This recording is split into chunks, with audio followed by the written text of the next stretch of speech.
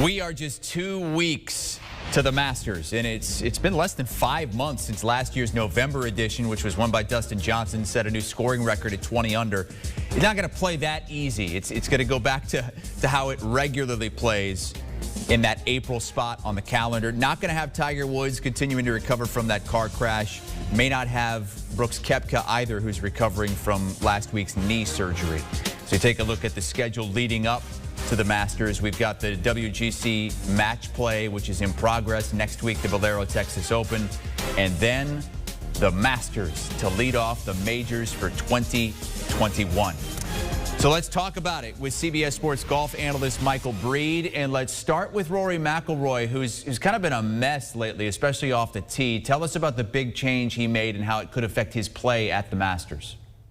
Well, Chris, he's been a guy who's worked with Michael Bannon since he was 8 years of age. So this was a coach that he trusted and relied on for a long period of time. But the COVID really has been a problem, and Michael hasn't been able to travel to the U.S. So Rory has, frankly, been searching quite a bit. And one of the searches that he went on was trying to create a little bit more clubhead speed. That did not work out well for him. He's gotten a little bit lost with his golf swing. And so he's turned to Pete Cowan, a guy who has been involved with the European Ryder Cup team. He also is a guy who is very, very well respected in Europe. He's probably the equivalent of the Butch Harmon here in the U.S. But Pete is a wonderful coach and has known Rory for a long time. This is not an unexpected move to see him work with Pete Cowan.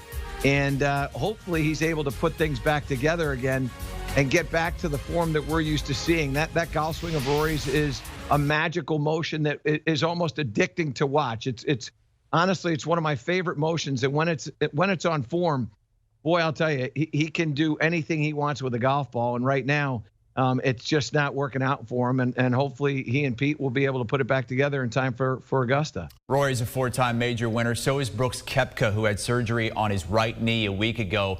Hasn't ruled himself out for the Masters yet, saying that he's going to do whatever his body tells him to do. He's going to listen to his body and do that. What are you hearing about the severity of that injury? You know, it's interesting. I was talking with a friend of mine, Brad Faxon, yesterday on my radio show, and Fax let me know that this is a lot more serious than what everybody is saying. And there's talk that Brooks might be out for as much as 6 to 8 months. So, you know, when you start thinking that, you're not thinking Masters, you're not thinking PGA, U.S. Open, Open Championship. You're wondering if he's going to be able to play for the Ryder Cup team and get in the events that he needs to get to make sure that he's on that team. So, you know, I think there's a lot still that's out there and we're not sure of. But if what Fax says is true, then it could be a very challenging period of time for Brooks, who, let's not forget, he had the situation with his left knee, and he came back a little bit early from that, and it didn't work out well for him. We all hope that Brooks, you know, that this moves along quickly for him. He is a very important figure to the game of golf and to American golf. And with the Ryder Cup not that far away, this could be a real challenge for the U.S. team. That's difficult news, and hearing that, you wouldn't think we're going to see Brooks Koepka at the Masters in a couple weeks. So he's a guy that's trying to work his way back from injury. Let's talk about a star who is on the other side of an injury that was really debilitating for his career, Jordan Speith. He's finally starting to regain, you know, that form that he had when he was the best player in the world. 3 top 5s in his last 4 events, revealing recently that he's been fighting a hand injury. How much did that impact his career a few years ago? Well, I'll tell you this. It's something that, you know, look, it's a simple thing. When you think of golf, you don't think of injuries. But the truth is that when you play the game of golf and you play it at a high level, there are injuries. There are things that take place, and there are some nagging pains that happen, particularly as you get older. And many times what you do is you just chalk it up to, well, it's just a pain. It's not really an injury. And I think that was something that the way Jordan looked at it. But what he was finding was that what he and Cam McCormick, his coach, were working on, trying to make sure he got the club face a little bit square at the top of his swing. His wrist was not really able to perform that motion or perform that action that they needed to do to ensure that the club face was in the position that they wanted. With a little bit of research and understanding, he kind of found out that you know, he might have had a chip in his a chip bone in his hand, and that was the cause of the pain. Now the pain seems to have gone away, and look, we all know that Jordan has worked his way out of the abyss. I go back to this other thing. Jordan had a shot that plagued him, and it plagued him, quite frankly, at Augusta National in that fourth round back in 2016. He hit the shot on 12 that we all remember, but he almost hit it out of bounds on the fourth hole, the par 3, and he hit it to the right of the fairway bunker on hole number 8. And so you see it come up on 4, 8, and then 12, where he has this shot that's he's losing to the right-hand side. I think this shot was in his game. They have worked that out now, and he is on the road to recovery. And playing some fantastic golf.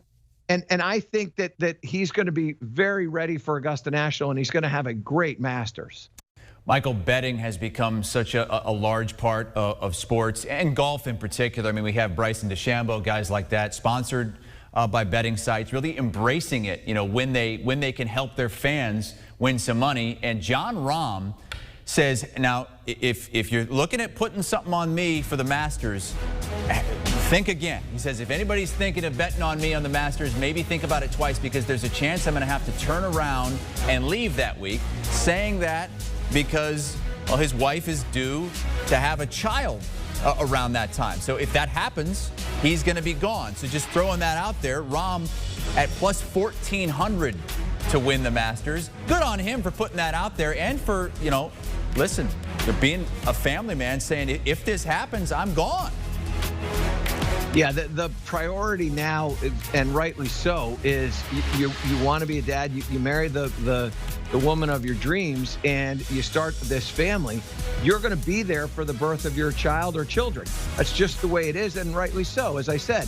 And so what he has said, and even said this at the Dell Match Play this week, hey, you know what? I may have to pull out this week. So he's on baby alert, and there's a chance that he has to pull out. I'm with you. I think that if you do bet Jon Rahm, it is a very risky bet, not because of his skill level in any way, shape, or form. It's because he's got his priorities in the right spot, and that means that he's not going to be in that spot at Augusta National and the Masters. I said plus 1,400. That's Jordan Spieth, who's plus 1,400. Jon Rahm actually has the third best odds to win it at 11-1. What's your early lean here for the Masters, Michael? Well, it's hard to look away from Dustin Johnson. I think that he will be on the form that we expect. Look, you mentioned it earlier. He set a scoring record. There's a lot of confidence that comes along with having a scoring record at Augusta National. And Dustin Johnson has been doing things that are almost Tiger-esque, particularly at the end of the playoff season last year. I think Dustin Johnson is a guy that you can't look past. The golf course suits him well, and if he has the driver under control, he has maybe one of the most complete games in all of golf. He drives it well. His iron play is fantastic. The short game is brilliant, and his putting stroke is very, very reliable. And I think that the putting is the part that you look at and you go, okay, this is a clear advantage for him. And so it's hard to look past Dustin Johnson. I will tell you this, Chris. I think that there are a number of players that are part of the conversation, and rightly so. But there's a player that I'm looking at who is a dark horse of mine, and it's Jason Kokrak. I think Kokrak is a guy, for a variety of reasons, is a guy who I think is going to have a very good Masters. And you look at all the things that he does well. He's 22nd on tour in strokes gained off the tee. He's 8th on tour in putting, which I'm going to touch on in a second. And he's 21st on tour in 3-putt avoidance. Hasn't missed a cut in 2021 in the calendar year, and his last 3 events, he hasn't finished outside of the top 10.